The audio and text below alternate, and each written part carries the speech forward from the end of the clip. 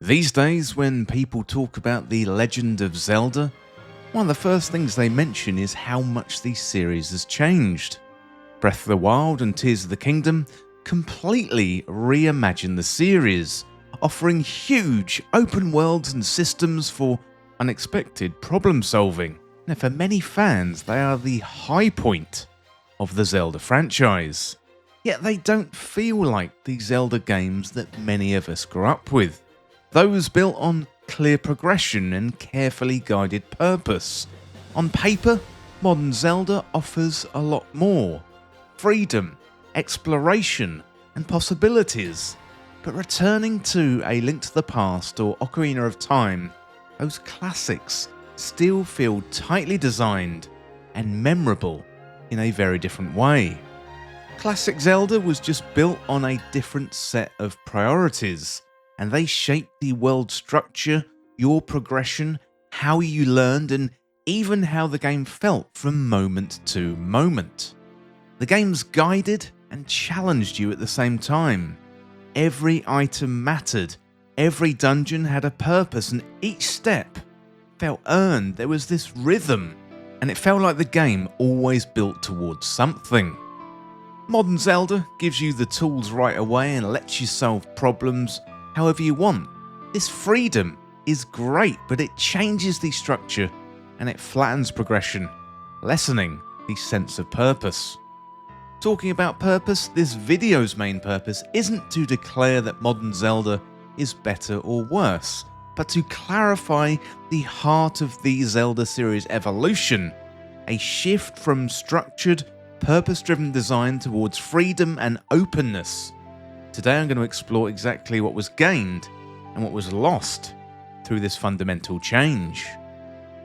Well, next up today I'm going to share my thoughts on classic and modern Zelda, but before I start, please consider subscribing to the channel and giving this video a thumbs up to help more Zelda fans find it. And if you want to join our exclusive Zelda club, consider becoming a channel member by clicking that join button down below and finding the right tier for you. You're going to get instant access to a large growing library of exclusive Zelda videos, plus you get early access to videos just like this and an invite to our growing Triforce Times community Discord. Classic Zelda excelled in progression and purpose. In older games, you knew where to go, why, and how it fit into your journey. Even with the room to explore, a clear thread pulled you forward.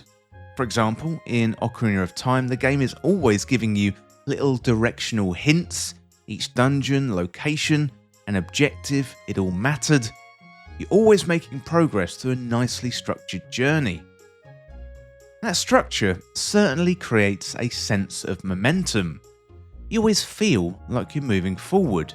Even in the quieter moments, discovering a hidden area, unlocking a shortcut, finding a key item. It feels important because they contribute to something bigger. The game is constantly reinforcing that purpose. There is a really nice gameplay loop, reminding you of what you are doing absolutely matters. There's a rhythm.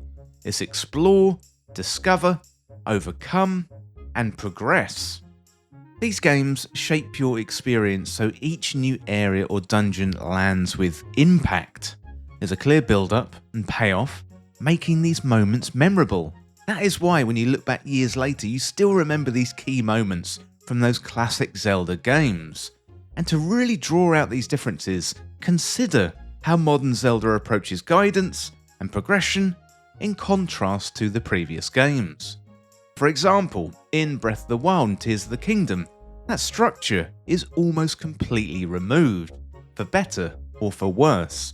From the moment you leave the Great Plateau or the Great Sky Island, the game essentially says, go anywhere, do anything, in any order. You are going to make your own path through this game, and that in itself creates memorable moments, but the experience, certainly to me anyway, and let me know what you think in the comments, I think the experience can feel less cohesive, shifting from a clear arc to self-directed events.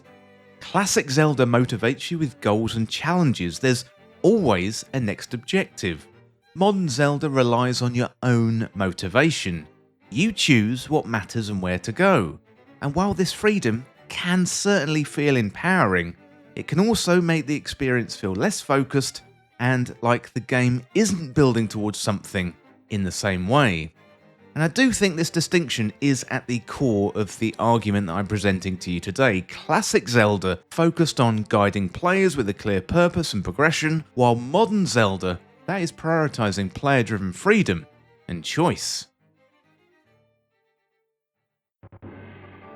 If progression was the backbone of classic Zelda, then items gave that progression weight. They were moments, memorable moments that you can still remember today, I would imagine. Turning points in your Zelda adventure, the kind of upgrades that fundamentally changed how you could play the game. You know, we all remember when you get the hookshot, or the bow, or the boomerang, new areas open, puzzles become clear, the way you can tackle bosses opens up and your approach, it all changes. The world feels different because of these new things that you've got inside of chests, or because of your new abilities. You earn these items, you work through a dungeon, you solve puzzles, you overcome challenges, and you find something that changes the game. So when I was playing classic Zelda games, I always named my character Link, but whatever name you gave your character, you are growing with the game. Items tied to your identity. So in classic Zelda, you remember the story, you remember the tools, the hookshot, the bombs, the iron boots, the mirror shield. Each one added to your skills and shaped your journey. In Breath of the Wild and Tears of the Kingdom, the approach is completely different. Instead of gradually unlocking new items throughout the game, you're given most of your core abilities right at the start, plus you find items out there in the wild or the environment. The boomerang used to be a great dungeon item, now you can just kill an enemy and take theirs. Because of that, for me, the sense of progression completely changes. You use these same tools creatively, and creativity in modern Zelda is a huge strength, but you lose those big unlock moments. So no more mid-game finds that change everything, that change the way you play. And I think the knock-on effect of this is it changes how the game feels. So in classic Zelda, every item marked progress. You could just look in your inventory and you could feel the progression. In modern Zelda, your items are more constant, but they're also breakable. Neither approach is inherently better, but they are clearly very, very different. And I think that is not the only difference. The feelings that they invoke in us as players are completely different too. Classic Zelda's item progression is very, very satisfying. Earning new tools makes you see the world differently and opens new paths. Modern Zelda doesn't fully recreate this sense of progression. Well, if items drove your progression, well, dungeons brought it all to life. Each room, puzzle, locked door was part of a beautifully crafted experience. You followed this sequence of ideas, and dungeons introduced mechanics, let you test them, and build up to a final challenge. In dungeons like the Forest Temple or the Spirit Temple in Ocarina of Time, you learn mechanics, you're solving spatial puzzles and using items in new ways. By the time you get to the boss fight, you've earned your mastery of that dungeon. These dungeons stand out for their identity, their theme. The Zelda team designers' intent is very, very clear. Structure, pace, build-up. It all gives the dungeons impact, and this certainly brings us to how these differences play out in dungeon design in the modern games. In Breath of the Wild and Tears of the Kingdom, dungeons, or temples, they are much more open. You're often given a set of objectives and allowed to complete them in any order. The game is stepping back and letting you figure things out on your own, using the tools that you already have. The freedom in this sense is very impressive. It allows for creativity, for player expression. Those moments where you solve something in the way the game didn't expect you to, but in giving you that freedom, I think that experience becomes less curated. There's less of a deliberate build-up, less of that feeling that the dungeon is teaching you something very specific. And I think that is one of the great things of the classic Zelda games. Oracle of Ages comes to my mind where it's teaching you as you go. And that lack of teaching in the modern Zelda games can definitely impact my own personal feelings about modern Zelda dungeons. Instead of carefully paced journeys, it can feel a little bit more like a checklist. Find the terminals, activate the switches, complete your objectives, all in whatever order you want to choose. As a result, the sense of escalation is often reduced. You don't get that satisfying progression from confusion to understanding, and finally, crucially, to mastery. And that really is the trade-off here. Classic Zelda dungeons were designed experiences, tightly controlled, carefully paced, and built around a central idea. Modern Zelda dungeons are open systems, they're flexible, they're player-driven, and they're also less restrictive. Another thing I believe that classic Zelda consistently got right, and something that is easy to overlook, is just how dangerous these games could feel. Not necessarily in terms of raw difficulty, there are a few entries which are really difficult. Zelda 2, I am looking at you, Oracle of Ages, I am looking at you, but for very different reasons. Not necessarily in terms of raw difficulty, but in the way that they created tension. There was a constant sense that the world wasn't entirely safe, and that feeling shaped how you approached everything. In these games, enemies were obstacles that were threats you had to respect. You couldn't just run headfirst into every fight and expect to come out fine or even alive. You had to learn patterns, manage your positioning, use the right items at the right time. Even basic encounters could go wrong if you weren't paying attention, and that kept you engaged in a very focused way. Then you got the environments, the atmosphere, the music, the design, all worked together to create this sense of unease.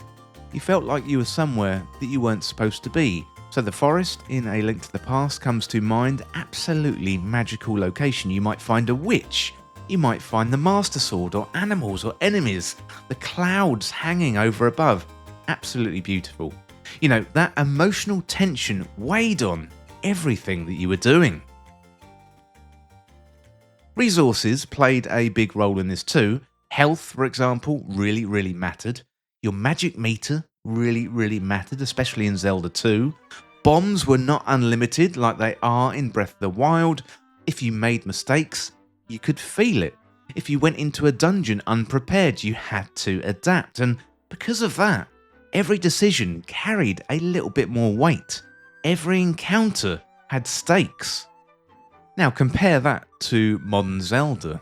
In Breath of the Wild and Tears of the Kingdom, you are incredibly capable and powerful from the start. You have your abilities, flexible combat options, and a huge number of ways to recover if things go wrong.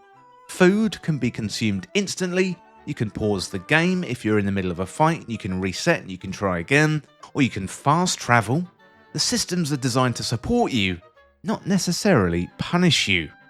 You are rarely vulnerable in the same way. Even in tougher encounters, you've got multiple ways out. You can climb away, glide away, experiment with different approaches. The game encourages creativity, which is what part of makes it very enjoyable, yes, but also reduces that underlying tension. Fundamentally, I think it boils down to this. When the player feels powerful all the time, the world naturally feels less threatening. Classic Zelda created danger through limitation. It made you think carefully, manage your resources, and respect the challenges ahead. You had to prepare. Modern Zelda gives you freedom, flexibility, makes the experience more accessible and open, but also a little bit less intense. One of the most satisfying things about classic Zelda is how well it taught you to think. It was a very deliberate structure to how puzzles were designed, and over time that created a real sense of mastery. In older Zelda games, puzzles were there to teach you something. A dungeon would introduce a mechanic and a simple, safe way. Then it would build on that idea layer by layer, asking a little bit more from you each time, and by the end, you understood how that system worked. When you figured something out, it felt earned. You could Look back and see the steps that got you there, the small lessons, the incremental challenges, and the way the game had been guiding you towards that solution all along. It was about learning how to think in the way the game wanted you to think. We talked about items a minute ago, but this does tie directly into items as well. A new item wouldn't necessarily unlock areas, although it could. It could also reshape how you approach puzzles. I'm just thinking of the magnetic glove from the Oracle games. Absolutely fantastic. You could see connections and possibilities and patterns, and as the game progressed, those ideas would come together in even more complex ways. It created a really strong sense of growth, with your understanding as a player consistently evolving. In Breath of the Wild and Tears of the Kingdom, puzzles are far more open-ended. Instead of having one intended solution, many challenges can be solved in multiple ways, sometimes in the ways developers did not even anticipate. Now, I would imagine we all remember that shrine in Breath of the Wild where you've got a maze and a ball, you have to navigate through it, and you can just flip it over and you can use the smooth surface to get the ball where you need to go. That was really, really good, but it, does kind of feel like cheating. And that freedom is one of the defining features of the open world Zelda era in Breath of the Wild and Tears of the Kingdom. It encourages creativity, experimentation, and player expression. But that openness completely changes the experience and completely changes how players can feel. When there isn't a clear intended solution, there's often less of a structured learning curve. You're finding your own way through the problem, and while that can lead to some really memorable moments, it also means you don't always get that same sense of mastery. You might solve a puzzle in a clever way, but it doesn't necessarily build towards anything. It doesn't always connect to a larger system or a larger idea that the game is developing over time. Each solution can feel quite isolated and also feel quite self-contained. Classic Zelda puzzles were designed to teach and build. They created this clear path from the player being confused to understanding, and finally, again, onto that mastery step. So mastery and purpose are really, really important values that go into game design. They're actually great life lessons as well, for that feeling of belonging and creating really, really positive feelings towards something. Modern Zelda puzzles are designed to allow you the freedom to approach problems just however you want, and I think we've lost something in that modern design. So when you have a look at classic Zelda as a whole, there is something else that stands out, and it's how focused the series could feel. There's a really clear identity about what a Zelda game was, and that identity shaped every part of the experience. So I've mentioned the idea of this rhythm in an earlier part of the video, but I think now is a good point to go over it again. So the rhythm is explore a new area, find a dungeon, unlock a new item, and use that item to progress. That loop repeated throughout the entire games, and because of that, everything felt connected. Exploration led somewhere, dungeons had a purpose, items mattered beyond the moment that you found them. There was this structure underpinning everything, and that structure gave the experience a strong sense of cohesion. And also players understood that structure. You knew what to expect. From a Zelda game, there was a familiarity to it. In a way, it made the experience feel reliable. You knew that if you pushed forward, the game would reward you with something meaningful. That clarity of identity made each game feel distinct, yet unmistakably The Legend of Zelda. Whether you were playing A Link to the Past or Ocarina of Time, Twilight Princess or Wind Waker, there was a shared foundation that tied them all together. The details changed, the worlds evolved, but the core experience remained consistent. With Breath of the Wild and Tears of the Kingdom, that identity has shifted.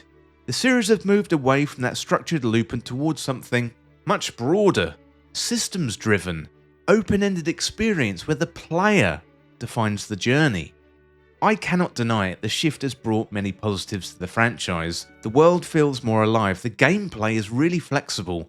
There's this sense of discovery that's genuinely exciting because you never quite know what is going to happen next. You can replay these games over and over again and get a different experience each time. That is absolutely fantastic and a real triumph for the Zelda team and Nintendo, but at the same time, that clear, focused identity becomes harder to define. Modern Zelda is built around systems, physics, chemistry, player interaction, and while it creates incredible moments, it means the experience can feel less cohesive. There isn't always the same sense of rhythm guiding you from one meaningful moment to the next. We've spoken about trade-offs earlier on, but it's worth reiterating here again. Classic Zelda had a very clear identity, a structure that shaped the entire experience, giving it a strong sense of direction and cohesion. Modern Zelda has expanded on that identity, opening it up into something more flexible, more player-driven, but also less defined, and depending on what you actually value, that can either feel refreshing, or it can feel like something important has been lost along the way. At this point, it is quite tempting to turn this into a simple comparison. Classic Zelda versus modern Zelda. Structure versus freedom. One is better, the other is worse. As much as Zelda has moved away from certain ideas over time, it has also gained a huge amount in the process. Modern Zelda has created moments that simply did not exist in the older games. The ability to climb anything you could see, to experiment with systems in the way that developers didn't explicitly design for, and to approach problems from completely different angles. That level of freedom is genuinely transformative. It gives players a sense of ownership over their experience that classic Zelda could never provide. The story is something you create, the way you play. Personally, I think that freedom has come with a cost. When you remove structure, you also remove some of the things that structure makes possible. Tight sense of progression, carefully paced introduction of mechanics, the feeling that every step forward is part of a larger, deliberate part of the game design. In opening up the experience, something has been diluted. You lose that sense of build-up and that feeling the game is leading you somewhere specific, teaching you something along the way and then testing you on it. Instead, the experience becomes a lot more fluid, player-driven, can be incredibly engaging, but I think it's also less focused. Classic Zelda built around guidance, progression, and mastery. 3 key principles. It shaped your journey from beginning to end, making sure that each moment connected to the next in a meaningful way. It was carefully constructed to deliver a specific experience. It built momentum, created tension, and rewarded understanding. Modern Zelda, on the other hand, is built around your freedom, experimentation, and player choice. Gives you the tools and the space to explore, experiment, and define your own path throughout the world. It's less about guiding the player and more about empowering them. It is interesting though how these different philosophies affect what you take away from your Zelda gaming experience. Classic Zelda tends to leave you with very specific and shared memories. The dungeons you struggled through, the moments you finally solved a puzzle, or, the first time you picked up the hookshot. That feeling of unlocking something new and realizing how it changed your experience. But these are moments meant to be remembered. Modern Zelda, by contrast, often leaves you with stories.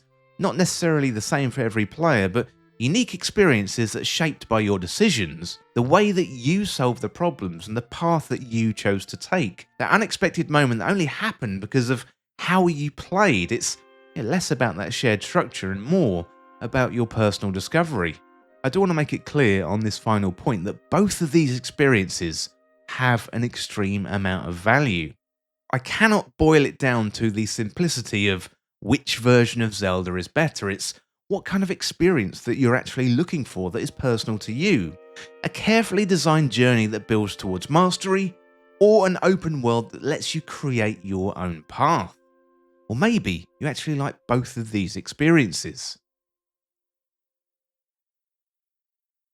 I also think we are at a very interesting moment in the franchise of The Legend of Zelda. If rumours are to be believed, Ocarina of Time is coming back, and many Zelda fans are going to be experiencing that game for the first time.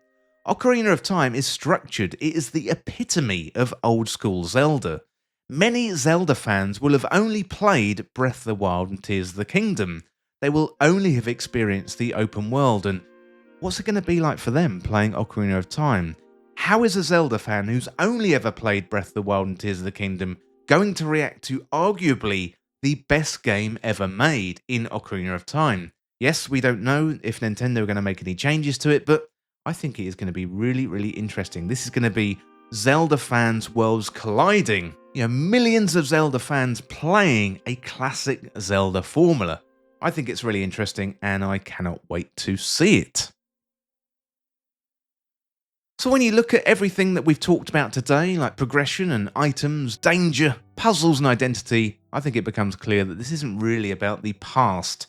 Modern Zelda certainly is not a step backwards. If anything, it's the boldest the series has ever been.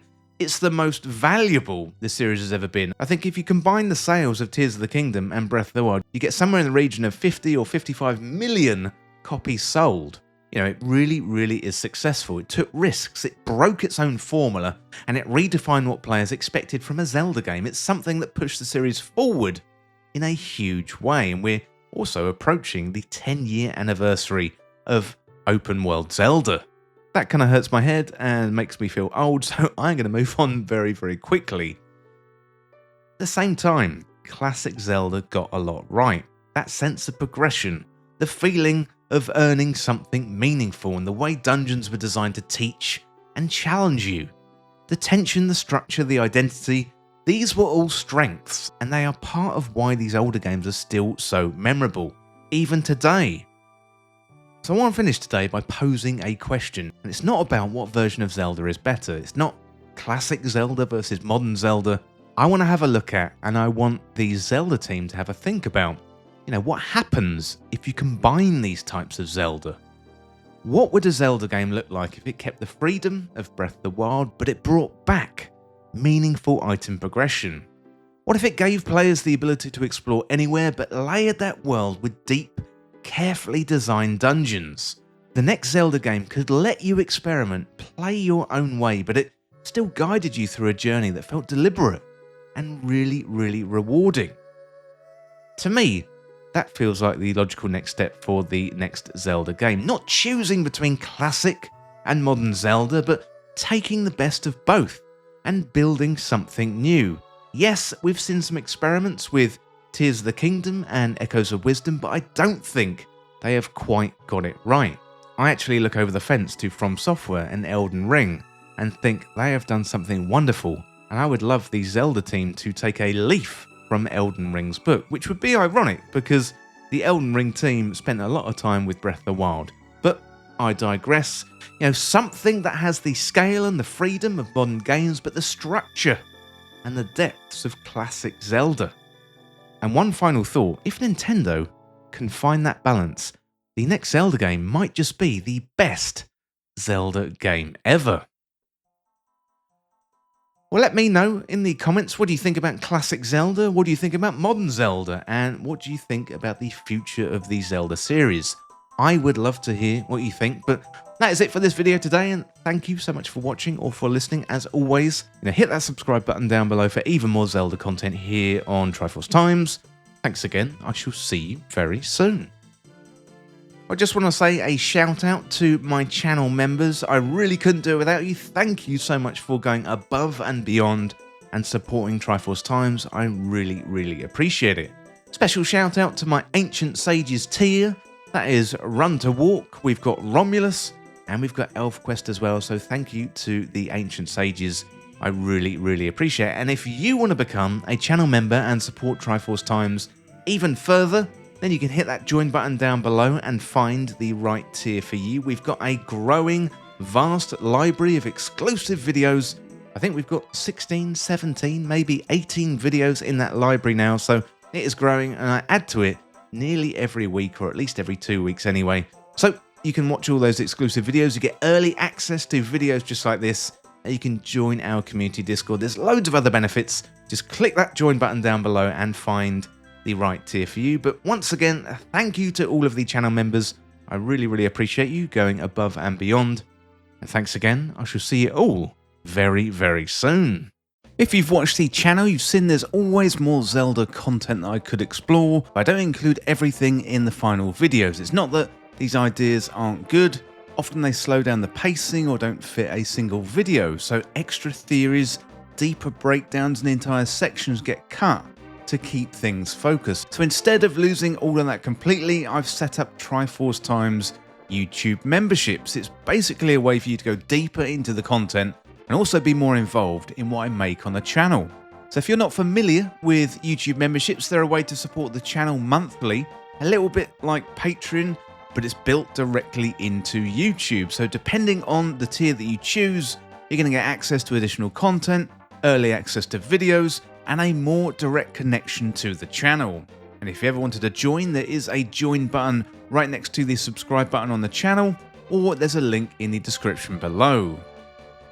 Next up, I'm going to explain the different tiers. So first of all, we've got the Hylians level, so you get member-only posts, and also you get access to our community Discord. It's perfect if you want to support the channel and also join in the Zelda conversation. Next up, we got the Sheikah Scholars, and this is where you really start to get more out of the channel. So you get early access to videos, you can watch everything before it goes live, you get exclusive member-only videos, things like extra theories, cut content, deeper breakdowns, and things that didn't make it into the main uploads. On top of that, your name is going to appear in the credits of every video, and your comment can also be featured in videos, and you'll be able to vote on what I cover next. So you're not just watching, you are actively shaping the channel. And then we've got the Ancient Sages tier, and this really is the inner circle of the channel. You get shoutouts in videos as a featured supporter, plus you get premium digital rewards like wallpapers based on the videos, and you also have more influence over the channel's bigger decisions, and also replies to your comments are going to get absolute priority. And on top of that, you get discounted merchandise for any future drops. So the main reason to join is simple. If you want more from these videos or want to be part of what I make, this is how to do it. Now, here's where the extra ideas and the deeper dives happen, plus you'll actually get a say in what comes next. So if that sounds something you'd enjoy, you can hit the join button below, or you can click the link in the description.